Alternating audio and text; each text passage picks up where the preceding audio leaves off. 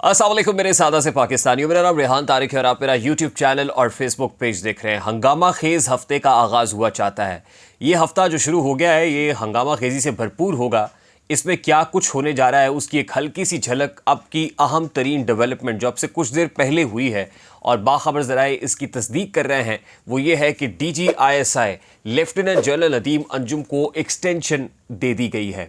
और कुछ देर पहले सीनियर सहाफ़ी कामरान खान साहब ने एक ट्वीट की है और उस ट्वीट के अंदर भी बाखबर ज़राए से ये तस्दीक की है कि लेफ्टिनेंट जनरल नदीम अंजुम साहब को जो इस वक्त की माशी सूरत हाल है और सिक्योरिटी सूरत हाल है उसके प्री टेक्स्ट में, उसके कॉन्टेक्स्ट में एक्सटेंशन दे दी गई है। अब ये ख़बर क्या है और ये तोसी कितनी देर की हुई है और किन ग्राउंड्स पर हुई है और किन मुलाकातों के बाद हुई है, ये सब कुछ आज के इस व्लॉग में आपके सामने रखेंगे।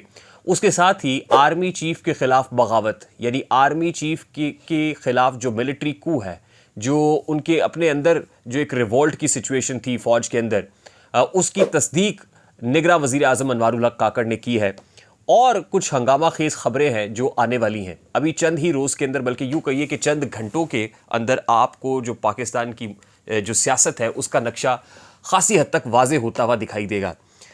ये हंगामा खेज़ हफ़्ता मैं इसलिए कह रहा हूँ कि जो गुज़श्ता हफ़्ता है वो चंद बड़ी तूफ़ानी मीटिंग्स के साथ कंक्लूड हुआ है और इन मीटिंग्स का आगाज़ जुमे के रोज़ से हुआ और जुमे के रोज़ जो मीटिंग ऐवान सदर में हुई और हमने आपको बताया था कि इस मीटिंग में कौन कौन सी शख्सियात मौजूद थीं और इस मीटिंग को सीक्रेट क्यों रखा गया, फिर ऐवान सदर के स्टाफ को क्यों चौथे फ्लोर से हटाया गया और वहाँ पर प्रेसिडेंट के चैम्बर के अंदर इस मुलाकात में chief of the army staff और DGISI लेफ्टिनेंट नदीम अंजुम खुद मौजूद थे और इन खबरों की तस्दीक अब ऐवान सदर के ज़राए भी कर रहे हैं, यानी सोर्सेज कंफर्म कर रहे हैं कि ऐसी मुलाकात हुई है।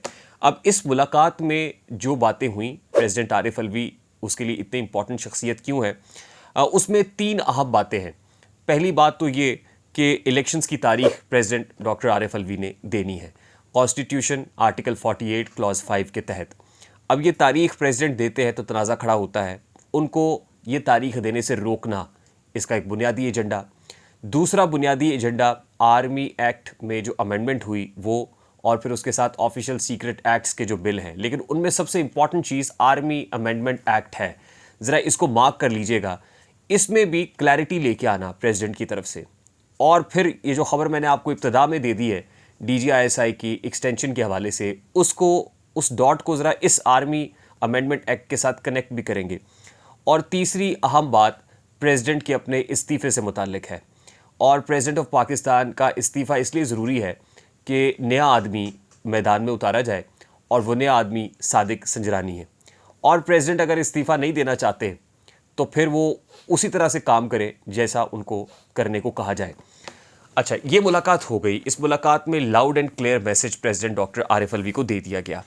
अब आरिफ अलवी साहब इस हफ्ते क्या करते हैं, यानी अगर ये मुलाकात ना हुई होती तो गुज़श्ता हफ्ते ही इंतखाबात की तारीख आ जाती, लेकिन वो तारीख जो प्रेसिडेंट डॉक्टर आरिफ अलवी सोच चुके थे, तय कर चुके थे कि देने जा रहे हैं, उसको ऐन मौके पर रोक लिया गया। अब डॉक्टर आरिफ अलवी इस तारीख को कितनी देर तक रोक सकते हैं, अब नहीं देंगे तारीख तो इसका मतलब समझ लीजिएगा कि डॉक्टर आरिफ अलवी ने हथियार डाल दिए हैं, ये घुटने टेक दिए हैं। दूसरी इंपॉर्टेंट चीज़, अब ये क्यों हो सकता है, इसके मुख्तलिफ पहलू हैं। वो ये हैं कि आपको याद होगा कि केयर टेकर प्राइम मिनिस्टर के लिए सादिक संजरानी साहब का नाम फ्लोट किया गया था, लेकिन उस नाम को एक प्लानिंग के तहत रोक लिया गया। सादिक संजरानी साहब का ताल्लुक भी बलूचिस्तान से है और फिर बलूचिस्तान इसलिए अहम है कि आप देख लीजिए कि निगरां वज़ीर आला बलूचिस्तान बाप से है, निगरां वज़ीर आज़म बाप से है और फिर ज़ाहिर है चेयरमैन सेनेट अगर सादिक संजरानी साहब कायम मकाम सदर बन जाते हैं वो भी बाप से हैं, तो बाप की हुकूमत मुल्क में कायम करना चाहता है। उसके लिए सादिक संजरानी साहब का नाम इसलिए रोका गया कि एक ख़ास मौके के लिए उसको बचा के रखेंगे कि प्रेसिडेंट डॉक्टर आरिफ अलवी के साथ अगर कोई मामला ठनता है, अनबन होती है, तो फिर उनको रास्ते से हटा के सादिक संजरानी को उस जगह पर लाया जाएगा और इसके लिए सोच विचार शुरू हो गई है। अच्छा, अब इस मुलाकात के बाद अगले ही रोज़ 2 अहम मुलाकातें हुई। हफ्ते के रोज़ कराची की बिजनेस कम्युनिटी के साथ chief of the army staff की मुलाकात हुई और हैरान कुन तौर पर जो उसमें इंटरेस्टिंग चीज़ है वो ये है कि उसमें कोर कमांडर कराची भी मौजूद थे और कोर कमांडर कराची की ये जिम्मेदारी लगाई गई कि भाई ये जो एहतसाब का मामला है ना, इसको सख्त किया जाए। ये जो लोग राइट लेफ्ट करते हैं ना, ये जो बड़े बड़े मगरमच्छ बैठे हुए हैं, जो पाकिस्तान की इकॉनमी की झोंके हैं, नासूर हैं, ज़रा इन पे ना शिकंजा सख्त किया जाए। सवाल बड़ा सादा सा है, क्या कीजिए कि सवाल आप उठा भी नहीं सकते। कोर कमांडर कराची को चेयरमैन नैब तो नहीं है, ना ही वो कोई DGFIA है, ना ही वो कोई और एहतसाब के इदारे के सरबराह हैं। वो कोर कमांडर कराची हैं और उनकी जो प्राइम रिस्पॉन्सिबिलिटी है वो सिक्योरिटी इशूज़ हैं। उनको ये मैसेज वहाँ पर देना और बिज़नेस कम्युनिटी मौजूद होना, ये बड़ा मानी खेज़ है। और फिर बिज़नेस कम्युनिटी के साथ जो बातें हुई, उसमें जो पहला एजेंडा था, मैं ज़रा आपके सामने रखता हूँ तफसील से। नंबर 1 ये कि करप्शन करने वालों को हरगिज़ बर्दाश्त नहीं किया जाएगा। नंबर 2 ये कि डॉलर जमा करने वालों पर शदीद तरीन क्रैकडाउन किया जाएगा। डॉलर की अफ़गानिस्तान स्मगलिंग का मुकम्मल ख़ात्मा होगा। नंबर 3 ईरानी तेल की स्मगलिंग का ख़ात्मा होगा। मुल्क को खसारा करने वाले इदारों से सियासी भर्तियों का ख़ात्मा होगा। अरब ममालिक से जल्द अज जल्द भारी इन्वेस्टमेंट लाकर डॉलर की कीमत ज़मीन बोस की जाएगी। पाकिस्तान में मुकम्मल सियासी इस्तेहकाम लाया जाएगा। नॉन फाइलर मईशत का ख़ात्मा किया जाएगा। गैर मुनाफा बख्श इदारों को प्राइवेटाइज़ किया जाएगा। शरपसंद अनासर से आहनी हाथों से निपटने का फ़ैसला भी हुआ है। अगले 1 साल में 70 अरब डॉलर की इन्वेस्टमेंट लाने की कोशिश की जाएगी। और फिर ये कहा गया कि 73 बिलियन डॉलर्स तो सऊदी अरब भी देने को तैयार है। अब ये जो ताजरों के साथ मुलाकात हुई और कराची की बिजनेस कम्युनिटी को लाउड एंड क्लियर मैसेज दिया गया, ये को पहली बार नहीं है कि chief of the army staff general Syed Hafiz Asim Munir साहब बिजनेस कम्युनिटी से मिले हों, बल्कि 8 मार्च 2023 को भी एक मुलाकात बिजनेस कम्युनिटी से हुई थी। यानी ये उन्हीं मुलाकातों का तसलसल है जो मुलाकातें जनरल रहील शरीफ भी बिजनेस कम्युनिटी से करते रहे हैं और जो मुलाकातें general Qamar Javed Bajwa business community से करते रहे हैं इमरान खान दौरे हुकूमत के अंदर। यानी अगर ये कहा जाए कि उसी डॉक्ट्राइन का, उसको बाजवा डॉक्ट्राइन कह ले या कुछ भी कह ले, अगर उसका तसलसल कहा जाए तो ये कहना गलत नहीं होगा। यानी जो कुछ उस वक्त हो रहा था उसी तसलसल से मामला आगे बढ़ रहे हैं। और इसकी बुनियादी वजह भी ये है कि बिजनेस कम्युनिटी को करार भी तो नहीं आता है, पॉलिटिकल स्टेक होल्डर्स उनको मुतमईन नहीं कर सकते, उनको इत्मीनान भी अल्टीमेटली पावर सर्कल से जो कंसर्न क्वार्टर्स हैं या पावर्स दैट भी हैं उन्हीं से मिलता है। और होना भी चाहिए। आपकी जो इंटरनेशनल इस्टेब्लिशमेंट है वो भी किसी पे यकीन करने को तैयार नहीं होती सिवाय chief of the army staff के या मिलिट्री इस्टेब्लिशमेंट के। तो इसलिए ये मुलाकातें तो फ़ी ज़माना होती रही हैं और ये मुलाकातें हो रही हैं।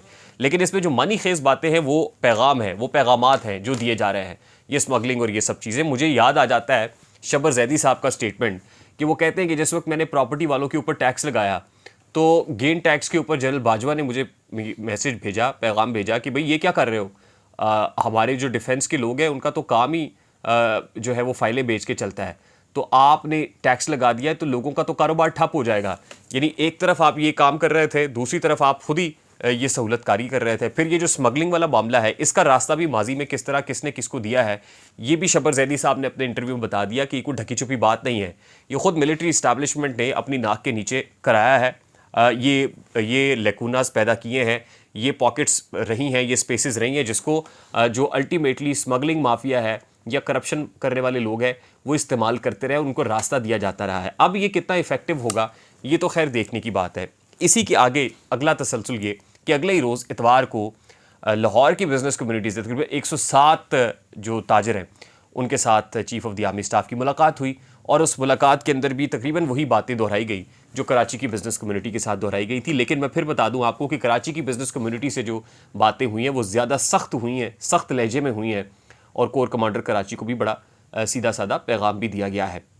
अब इसका मतलब ये भी अखज़ किया जा सकता है कि इस वक्त जो मार्केट के अंदर रूमर है वो ये कि पाकिस्तान पीपल्स पार्टी पे शिकंजा क्योंकि सख्त किया जा रहा है और कराची की जो बिज़नेस कम्युनिटी है उनमें से बहुत सारे लोगों का ताल्लुक पीपल्स पार्टी के साथ है, तो पीपल्स पार्टी के साथ होने वाली मुलाकातों में लबो लहजा सख्त रहा है। और अब ये जो पीपल्स पार्टी और नून लीग में टग ऑफ वॉर जारी है ये भी खुल के सामने आ गया है। एहसन इकबाल साहब ये कहते हैं कि जी चीनी एक्सपोर्ट हुई है तो नवीद कमर साहब वज़ीर तिजारत थे, सारा मलबा हम पे ना डालें, वो मुस्लिम लीग नून पे डाल रहे हैं और पीपल्स पार्टी के लोगों का नाम स्टॉप लिस्ट पे भी डाला जा रहा है। लोगों को दुबई जाने से रोक भी लिया जाता है और फिर इनको धमकी भी दी जा रही है कि शिकंजा आप पे सख्त कर दिया जाएगा। और फिर ANP के लोग ये भी कह रहे हैं कि शहबाज शरीफ साहब ने जो दस्तखत किए अनवारुल्लाह काकड़ साहब के नाम के ऊपर वो इस यकीन दहानी के बाद किए कि आपकी हुकूमत बन जाएगी, यानी अगली हुकूमत पाकिस्तान मुस्लिम लीग नून की होगी। अच्छा, अब ये जो सारा मामला चल रहा है अगर ये सारे डॉट्स को कनेक्ट कर लिया जाए कि यानी प्रेसिडेंट से मुलाकात, ये कहना तारीख नहीं देनी, उसके बाद बिजनेस कम्युनिटी से मुलाकात, ये कहना कि भी आप ज़रा आराम से बैठें, बंदे के पुत्र बन के बैठें, हम इंतखाबात कराएंगे। यानी एक तरफ इंतखाबात को रोकना और दूसरी तरफ इंतखाबात रोकने के बाद ये जो मुल्क के अंदर शटर डाउन हड़तालें, एहतजाज और ये सिलसिला इसको थोड़ी देर के लिए थाम के रखना, इसको कंट्रोल करना कि भी होगा ज़रा कंट्रोल, इत्मीनान रखें, सब्र करें, हो जाएगा, 6-8 महीने से पहले नहीं होगा। इससे जो सीधा साधा मतलब है वो ये है कि इस वक्त पाक फ़ौज ने तो मुल्क का कंट्रोल संभाला हुआ है और एक ख़ास एग्रीमेंट के तहत, वो स्पेशल इन्वेस्टमेंट फैसिलिटेशन काउंसिल हो, कुछ भी हो, वो ये चाहते हैं कि मुल्क में जुज़ वक्ती इस्तेहकाम लाया जाए और उसके बाद ही इलेक्शंस कराए जाए। उससे पहले इलेक्शंस के मुतामिल हम नहीं हो सकते।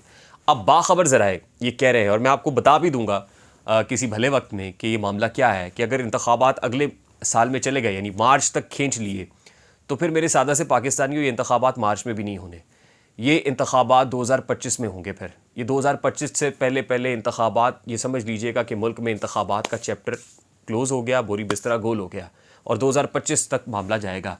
क्योंकि अभी तक जो सूरत हाल है उसमें बहुत सारे, जो महंगाई का मुँह ज़ोर रेला है, उसके आगे बंद बांधना बहुत मुश्किल है। अभी आप लोगों से ओपिनियन पोल करा के देख लें तो लोग बताएंगे कि पोल में जो इस्टेब्लिशमेंट की हिमायत याफ्ता जमातें हैं वो कहाँ खड़ी हुई हैं। इसलिए इस्टेब्लिशमेंट अभी ये पंगा नहीं ले सकती है। किसी ना किसी तरीके से इंतखाबात को कुछ प्रलॉन्ग करना है, 6-8 महीने, और 6-8 महीने अगर निकल गए, इंतखाबात डिले हो गए, तो फिर आप ये समझ लीजिएगा इंतखाबात 2024 में भी नहीं होंगे, फिर इंतखाबात शायद 2025 में हो जाएं। यानी 2 साल के लिए मामला गोल हो जाएंगे, मामला डिले हो जाएंगे। और दरी असना जो मैं आपको कह रहा हूँ कि एक सोची समझी प्लानिंग के तहत बाप को मुल्क का तमाम तर इंतज़ाम दिया जा रहा है। बाप का बाप ये चाहता है कि मुल्क के अंदर इंतज़ामी अमूर जो है वो इसी तरह से चलाए जाते रहें, चलते रहें, ताकि बहुत सारी चीज़ों को डिफ्यूज़ करके अपना इमेज जो है वो बेहतर किया जा सके। बहरहाल हाँ, मुझे, आपको और हम सबको दुआ करनी चाहिए कि जो भी हो वो मुल्क के लिए बहुत बेहतर हो। अब ज़रा आखिर में मैं कंक्लूड कर दूँ वो DGI नदीम अंजुम साहब की एक्सटेंशन से मुताल्लिक, कि नदीम अंजुम साहब ने सिक्योरिटी के फ्रंट के ऊपर बहुत अच्छा काम किया है, बड़े बड़े दहशतगर्द भी पकड़े हैं। मैं सिर्फ थोड़ा सा आपके सामने ज़रा रख दूं इस वक्त जो रिकॉर्ड है दहशतगर्दी का।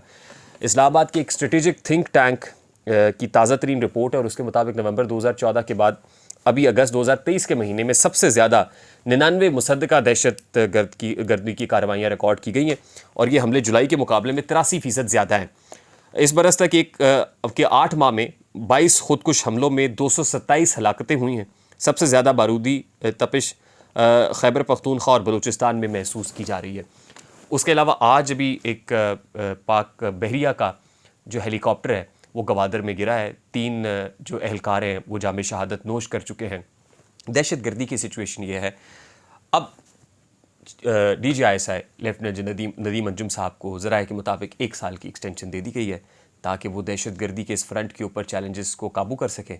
और दूसरा ये कि जो स्मगलिंग हो रही है क्रॉस द बॉर्डर, ख़ास तौर पे पाक ईरान बॉर्डर के क्रॉस जो, या अफ़गानिस्तान बॉर्डर पे जो स्मगलिंग हो रही है, उसको रोका जा सके। और तीसरा ये करप्शन करने वालों पर शिकंजा सख्त किया जा सके। मुझे रेहान तारिक को इजाज़त दीजिए, अपना बहुत सारा ख्याल रखिएगा। अस्सलाम वालेकुम।